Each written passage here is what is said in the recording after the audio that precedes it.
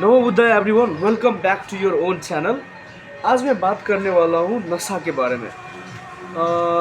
धन एक नशा है, रूप भी एक नशा है। और जैसे हम लोग अगर कोई हमें सम्मान देता है, वो सम्मान के प्रति आसक्ति और लगाव हो जाना भी एक नशा है।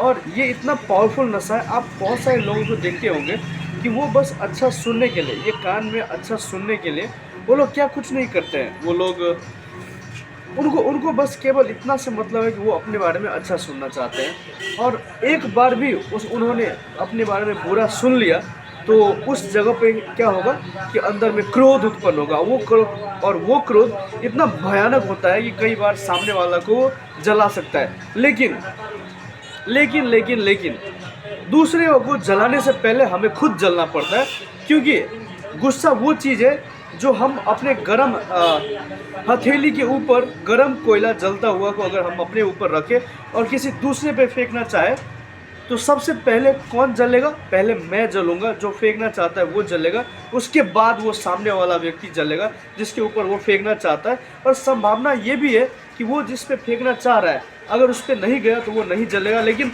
आपका जलना तो निश्चित है। उसे बोलते हैं क्रोध। अब देखिए, क्रोध के बारे में डिटेल वीडियो बहुत लंबा हो जाएगा। जैसे 4 स्टेजेज है समाधि का, निर्वाण पाने का 4 स्टेजेज है।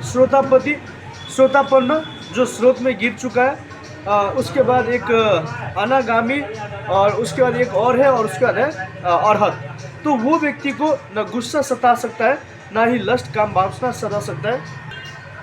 तो वैसा व्यक्ति सभी प्रकार का जो मेंटल डिफाइलमेंट्स है, एंगर हो गया, लस्ट हो गया, रेस्टलेसनेस भी, वो जो रेस्टलेस फील करना, हमेशा ही एक हाई एनर्जी में हमेशा व्याकुल रहना भी एक किस्म का ये मेंटल डिफाइलमेंट्स है, ये हमारा कमजोरी है।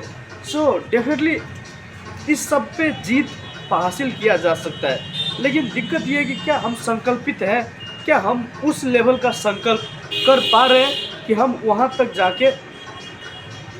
जो मैक्सिमम लोगों में दिक्कत है, वो दिक्कत ये है कि वो संकल्पित नहीं है। अगर वो ध्यान करने बैठते हैं तो 1 मिनट के अंदर उठ जाते हैं, 2 मिनट के अंदर उठ जाते हैं, 5 मिनट के अंदर उठ जाते हैं। और कई तो एक दिन कर लिया तो अगला 1 महीने के बाद करता है, और दूसरा अगला 3 महीने के बाद, दूसरा अगला 6 महीने के बाद। तो एक कंसिस्टेंसी जो होना चाहिए, एक डेडिकेशन जो होना चाहिए, वो नहीं है इसकी वजह से।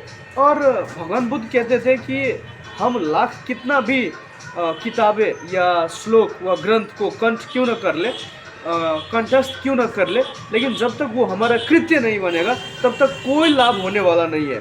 क्योंकि जब वो आपके कृत्य बनेगा, जब वो आपके चाल ढाल वेशभूषा में आने लगेगा, तभी हमें उससे सुधार होगा। जैसे फॉर एग्जांपल, डॉक्टर ने कुछ लिखा कि ये दवाई है, ये प्रिस्क्रिप्शन जाओ खा लेना, अच्छे से खा लेना, लेकिन वो क्या किया, वो प्रिस्क्रिप्शन को लेके आया वहाँ पे भगवान के जो नज़दीक वहाँ पे रखा और उस पर अगरबत्ती दिखाने लगा, खाया नहीं।